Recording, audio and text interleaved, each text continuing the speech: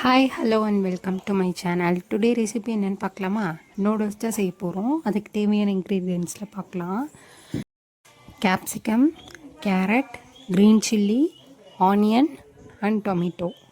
இதுதான் தேவையான இன்க்ரீடியன்ட்ஸ். பார்த்துக்கோங்க கைஸ். நான் வந்துட்டு நூடுல்ஸ் வேக வச்சு வச்சுருக்கேன் பாருங்கள். அதே மாதிரி நீங்களும் வேக வச்சு எடுத்து வச்சுக்கோங்க. பேனில் ஆயில் ஊற்றிக்கலாம். ரொம்ப பெரிய டிஷ்லாம் கிடையாது. ரொம்ப சிம்பிளாகவும் ஈஸியாகவும் டக்குன்னு செஞ்சு டக்குன்னு சாப்பிட்றலாம். க்ரீன் சில்லி போட்டுக்கோங்க, ஆனியன் போட்டுக்கோங்க. ஆனியன் கொஞ்சம் ஒரு ப்ரௌன் கலராக வணங்கினதுக்கப்புறம் நம்ம வந்துட்டு ஜிஞ்சர் கார்லிக் பேஸ்ட் ஆட் பண்ணிக்கலாம். நல்லா வணங்கிடுச்சு. ஜிஞ்சர் கார்லிக் பேஸ்ட் ஆட் பண்ணிக்கலாம். ஆட் பண்ணி குக் பண்ணதுக்கப்புறம் டொமேட்டோ ஆட் பண்ணிக்கலாம். டொமேட்டோ டக்குன்னு குக் ஆயிரும்.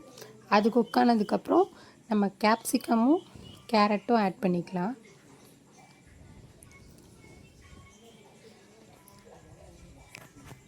கேப்சிகமும் கேரட்டும் ஆட் பண்ணிக்கலாம். ஆட் பண்ணி குக் பண்ணிக்கலாம். நெக்ஸ்ட்டு சால்ட் போட்டுக்கலாம் தேவையான அளவு. இப்போ சில்லி பவுட்ருனால் நம்ம சக்தி மிளகாத்தூள், அது கரம் மசாலா போட்டிருக்கேன் எக்ஸ்ட்ரா. வேறு எதுவுமே போடலை. உப்பு, சில்லி பவுட்ரு, கரம் மசாலா இது மட்டும்தான் போட்டிருக்கேன்.